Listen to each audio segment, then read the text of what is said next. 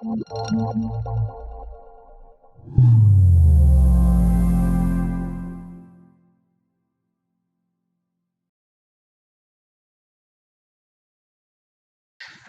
there's a lot of different study done about power. I teach at UBC in the School of Public Policy about power, spend a lot of time listening to academic analysis of power.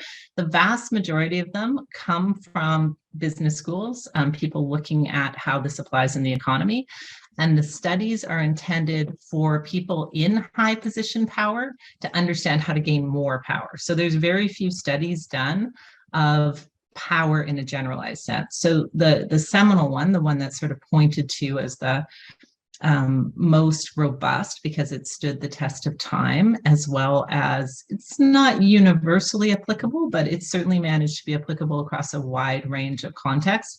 And it's based on the concept of social power as opposed to power in a workplace, solely in a workplace. So these two academics, their names are French and Rabin, John French and Bertrand Rabin. They came up with this 5 social bases of power. So I'm going to walk through those 5 bases, and then I'm also going to add an extra one, and I'll explain when I get there. So they take these 5 bases and split them into 2 categories. The first is formal power. So these are the powers that are socially conferred. So positional power, when I say power, what most people think of is positional power. They're thinking of a title. They're thinking about a position you hold in a society by virtue of your gender, your race, your education. The most common thing we think of is this, right? Like the biggest jerk we know with the most amount of power. I mean, maybe we don't know him personally, but the thing that makes us feel negatively about power, to Suzanne's point. So this person has a title that makes him a head of state previously. And this is the point about socially conferred power. He no longer has that title. His power has diminished a lot because his power came through that positional title. It can be another head of state, right? Exactly the same title, president. We have very different feelings about these 2 people. Even though they have the same positional power, I would suggest probably not that positive right now, particularly given the audience that I'm speaking to. If I was in Russia, perhaps it'd be a different story. But then I think, KJ, I can't remember which one of you said it, but you talked about the difference. Suzanne, I think it was you who said it, the difference between Putin and Zelensky, right? So they both hold the same positional title, but we have very different feelings about them because they're not just bringing that one power to play. So Zelensky brings other powers, which we're about to give some names to, than Putin brings to the situation. Okay, so the next kind of power we're going to talk to, formal power, is reward. This one's pretty obvious. As a teacher, I'm very familiar with this, this particular kind of power. If you're a parent, if you're in any relationship, you're probably familiar with this kind of power. But here's the very key thing. What really matters about this power, reward power, is if the other person cares about the reward that you're offering, right? So a very live discussion happening right now between Elon Musk and his decision to buy Twitter. I mean, it obviously, there's a lot of emotion and concern about this in particular quarters. Other people that really don't care at all. So the relationship of reward power is really dependent on if the thing that they're offering as a reward matters to you. The inverse of reward power, coercive power. So if you have the power in your workplace to give people promotion, give them some more money, give them a bigger title, give them better hours, have them work with people that are more desirable to work with, you also have the power to take all those things away. So or threaten to take them. So you have coercive power over people. However, some people in our societies have distinct coercive powers that we give them. So this is the social contract, right? We're like, you get to carry guns around because we want you to be able to have the threat of coercion to be able to enforce the law. We also have military, similar idea. They're enforcing the idea of a border. So the 3 types of formal power: positional, reward, coercive. Now we're going to go through informal. Informal power is the power of the expert. So Cheryl, we talked about this a bit with your awarding of power, and this idea of expertise, right, can be part of the way that power is gained. We've become extremely familiar with the idea of expert power through the pandemic, and like that your expertise at something is what allows you to have power in a situation. But to also challenge you to think of expertise not just as what you know, but what you can do. So we have in Simone Biles, we had a gymnast who is phenomenal at her ability to do gymnastics. No doubt she is also an expert at knowing about gymnastics, but it's her ability to execute that allows us to think of her as like a pinnacle expert at something. This gives her, as a Black woman from the United States, a platform to speak that is much higher than it would other be without that source of expertise behind her. This little guy, the Canada Food Guide, was the tyrant of my childhood, along with a few other things. But if it wasn't on this food guide, we were not eating it. So experts don't always show up in human bodies. They're like embodied expertise, right? And we actually defer a lot to these. Most of us have some version of this that is a daily occurrence for us, or maybe multiple times a day, where we just believe that the weather app on whatever we're carrying around is in fact an expert at this in a way that our own visual verification of the weather outside might not be. In case you're wondering, this is not today's weather. This is quite a while ago, hopefully again soon. Okay, so that's expert power. And the next one, referent power. And Suzanne, I thought you spoke so well to this when I asked you why you were chosen. You're like, well, they liked what I had to say. And this is the power of the referent. So there's two things around referent power, and it's one of the more complex of the five. I'd say it's the most complex to wrap your head around, and yet the one we see most often, right? So you might have positional power, but without the referent power to go along with it, the charisma, the likability, the ability to make people want to work with you and want to work together behind common goals, positional power actually isn't worth that much. It's quite fragile. Someone can take it away and you don't have the likability factor to be able to like make people want you to have that position. They don't want to follow you. So the other aspect of referent power is just the power of the network. So this is the BC Federation of Labor. This idea that workers alone would never have the ability to enforce the contractual rights that they get when they're working together within a union, or rarely get. But note that there are many unions in British Columbia. Some have extremely higher power than others, and that depends on the charismatic leadership of the union, right? So you need the network, but you also need the person with the referent power to hold the network together. And we saw during the pandemic, the murders of George Floyd and Breonna Taylor, not at all anywhere close to the first time Black people in the United States have been murdered at the hands of police. But the referent power of the moment of leaders who were willing to speak up and bring people together, and the referent power of the network that had increased its literacy around issues and had the time, frankly, because we were in a pandemic. So they had one source of information they were all looking at, social media. There were powerful speakers with charisma there who brought people together, and they had the ability through that to create a referent network that pushed for change. Okay, so the last one, the power of the powerless. It sounds like a cop-out, but it's actually the title of an essay by Václav Havel. Fantastic essay, considered to be one of the seminal works that helped launch the final stages of bringing down the Soviet Union and the power that it had. And in his essay, he says that even if we have access to none of those five other powers, we always have access to the truth. So we always have the ability to speak the truth of the situation we're in.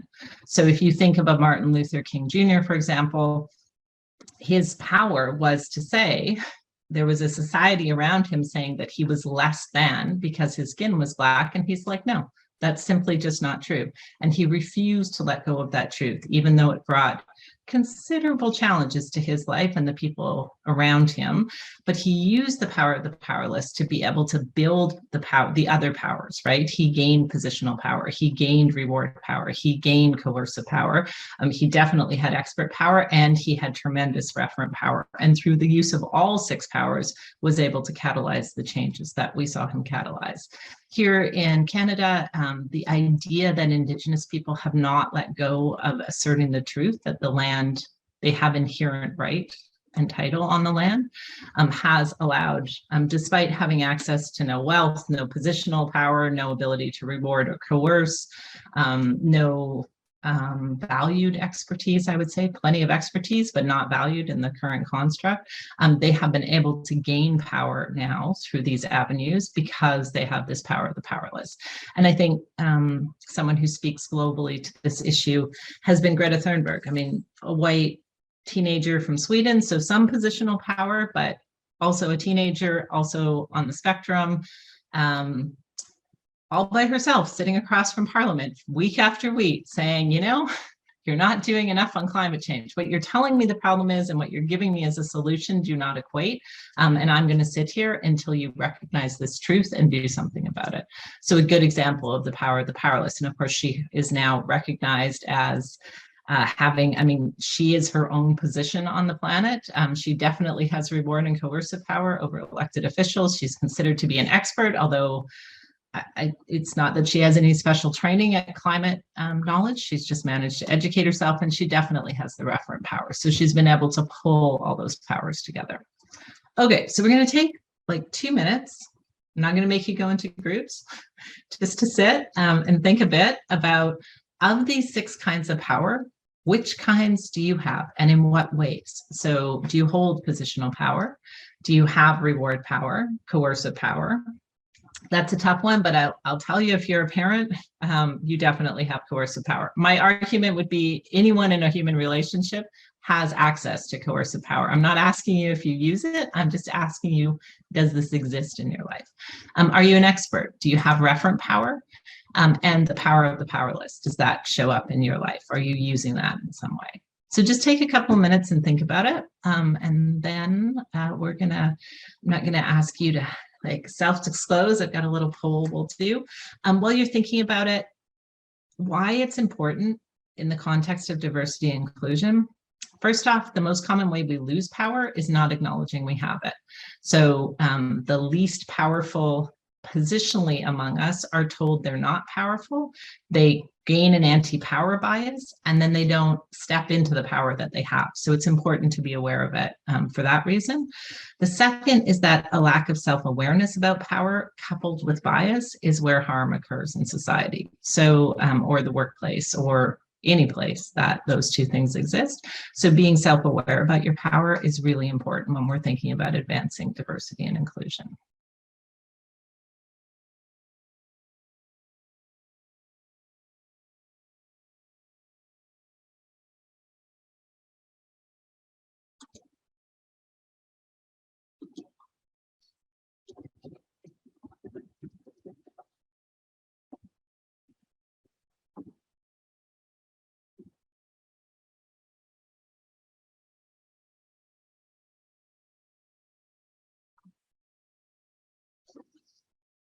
Okay, I promised you a poll, so I'm going to ask Raphael just to put the link in the chat as well. There it is. Thank you. And it's also up on the screen if you want to take a minute.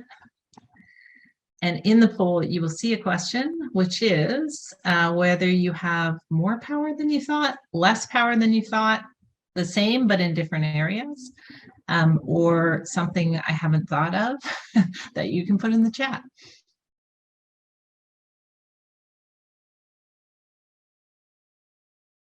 Yeah, and no surprises. Okay, so far more power than you thought is winning, or the same but in different places.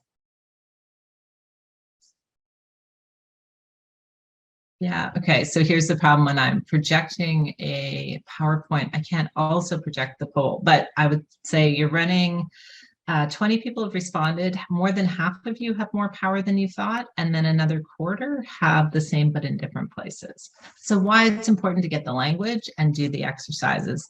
What I'll leave you with on this before we switch over to bias, good theater and good drama is all about power. So when you're watching an excellent movie or an excellent theatrical like live experience, what you're looking at is incredible demonstration of power dynamics. So you can take these 6 things, and if you're watching something like streaming something tonight or watching a movie later this week, think about who's demonstrating each of these, because it's quite two-dimensional when you see it in theater, but there's so, if anyone's interested, I have a fantastic little video clip that's the 5 types of power in the Game of Thrones character, and you really see like how this all, but that's what it's about. Like good drama has these 6 archetypes and has them playing off against each other, and you're looking at how they interact together. Okay, so enough about that. Today is not is not an end. It is a beginning in thinking about power. I did include, Erica sent out yesterday a reading list. If you're interested in diving more in, there's some short reads there and some longer reads. We haven't talked about it, but the types of power are important, but how you use the power is what's really critical. So there are liberatory ways of using power. You can find someone with positional power who's liberatory. So I'd say Zelensky is a good example of that. And then you have people who use it in a supremacist way. And I would say Putin and Trump are good examples of that in the examples that I gave you. And so it's the same power, but how you're experiencing it is very different. Okay, so now we're going to talk about implicit bias. Oh, right, I forgot some of my favorite slides. So bias, we talked about bias and how it interacts with power. So bias without power causes hurt, but bias with power can cause harm, and in fact, an incredible amount of harm if it's a lot of power, and even actually a fairly modest amount of bias. So until you understand your power and your biases, you're not going to be able to deal with this harm systemic discrimination is causing in the workplace. And this is why, if you have power, self-aware power and implicit bias coming together, you can keep putting diversity and inclusion on every strategic plan you want. You're not going to get very far with it, because you need to break down those power, unself-aware power and implicit bias before you're going to get there. So we're going to talk about implicit bias today. Humans come prepackaged with a lot of biases. Most of them serve us well. And in fact, even the system that makes us have implicit bias serves us well. But we're going to talk about a few of those. So we have a bias called primacy effect. I want you to take a minute and in the chat, write down the name of the image you remember most from the PowerPoint, the name of the person that was in the image.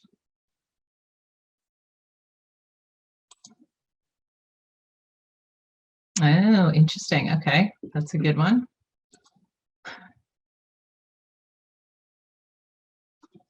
Any other takers?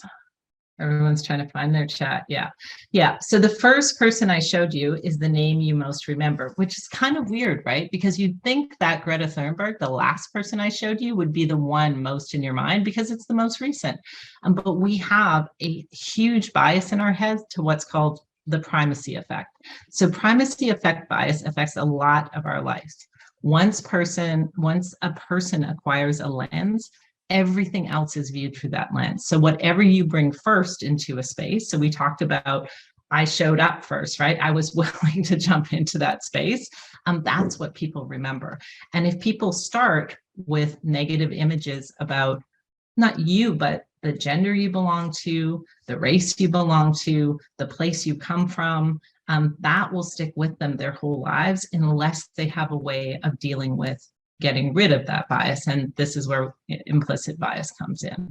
So implicit bias is well learned and automatically activated associations between psychological qualities and societal groups. So while we have explicit biases, which are expressed values and beliefs, implicit biases are those which are laid down by the primacy effect. Those in your brain, you've got a hardwired path, and then you have a desire path, one that you would like to go on, and that's your expressed values and beliefs.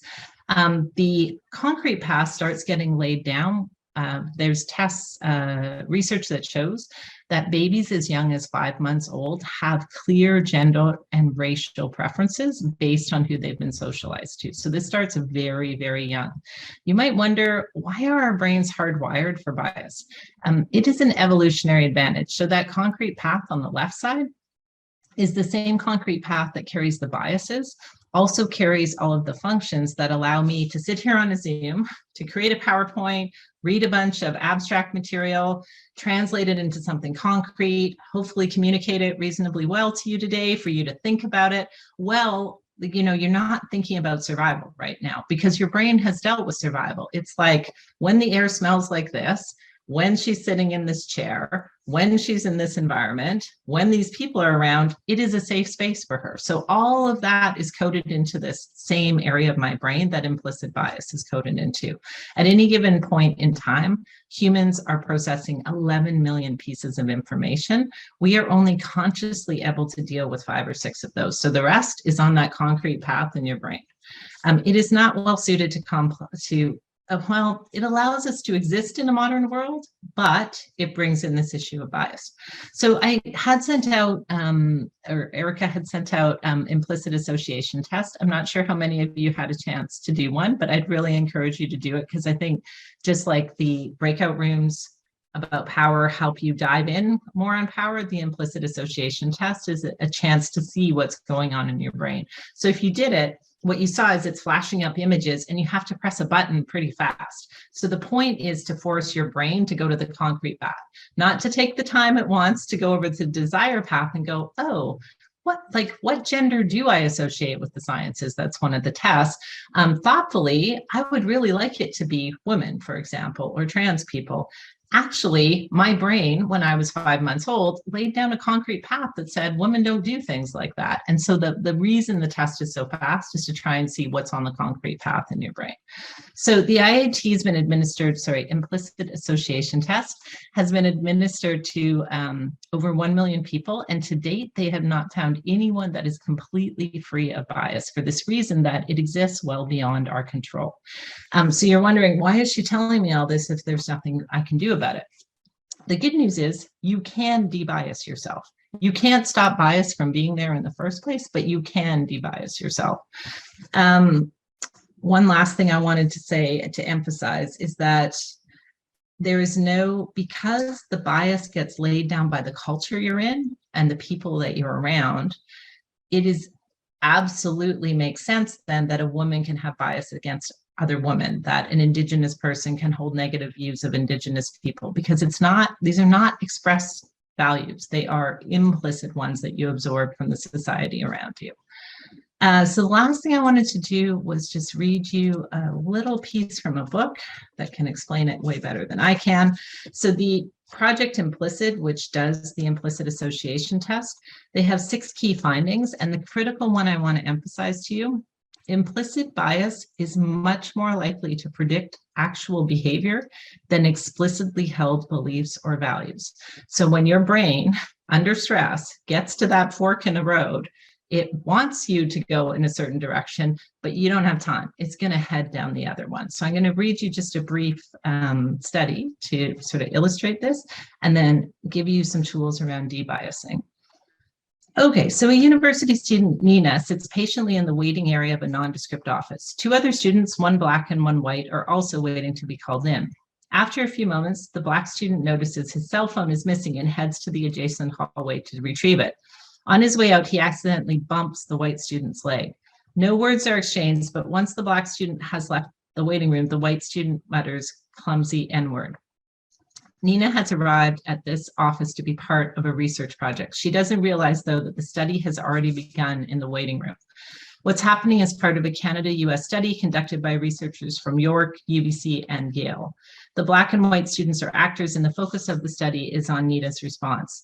Subjects were divided into 3 research groups. One group saw this exchange happen on a video, the watchers. A second group only read about it, the readers, and the third group actually experienced this interaction directly with live, like black and white actors. Unsurprisingly, when asked to imagine themselves in this situation, the readers and watchers indicated that they would be outraged. When asked which student they would choose to work with in a follow-up activity, more than 80% of the watchers said that they would choose to work with the black student over the white student. Similarly, about 75% of the readers said that they too would choose the black student as a partner. None of these results should be surprising. They took place in 2009 in a university setting in Toronto, one of the world's most multicultural cities.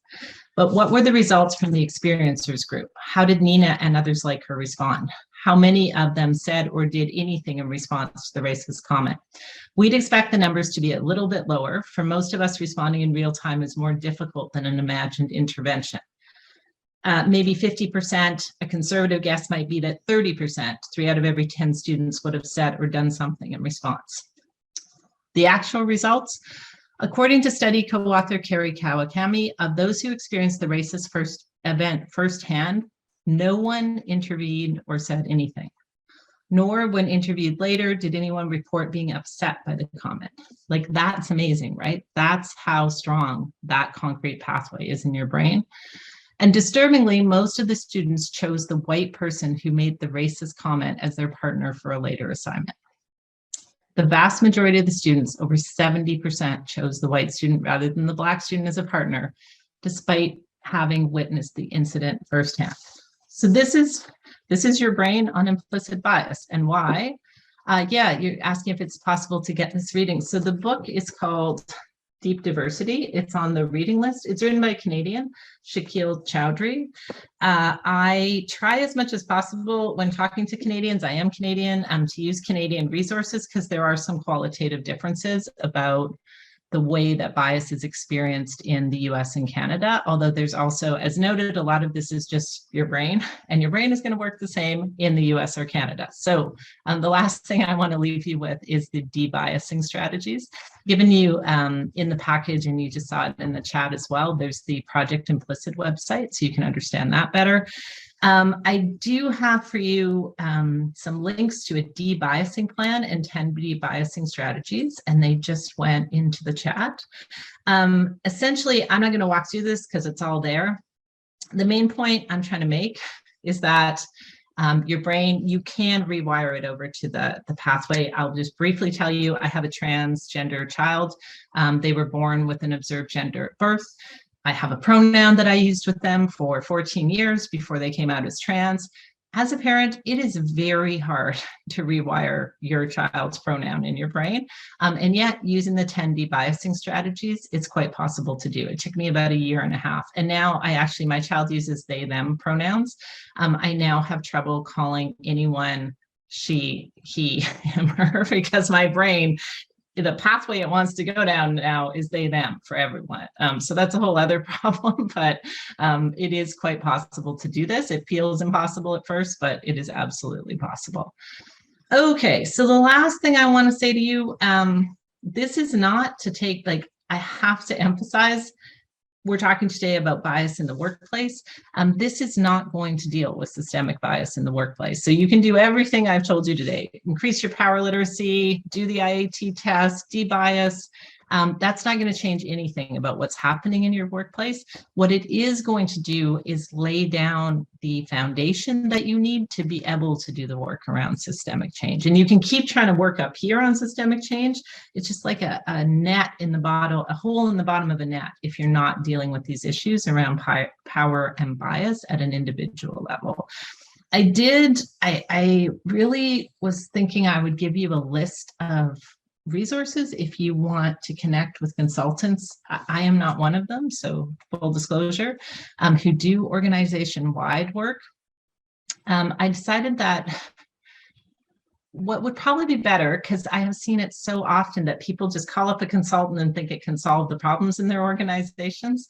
I feel like the better thing is for you to email me, and I've given you the email there, and I can get a sense of what the problems are and direct you in the direction of somebody who can meet you where you're at on these issues. But I would really encourage you to share the debiasing work, have people start thinking about power and how their power is showing up in the workplace, because if you have unconscious use of power and a lack of agreement that there are implicit biases, you're not going to be able to get anywhere with diversity and inclusion.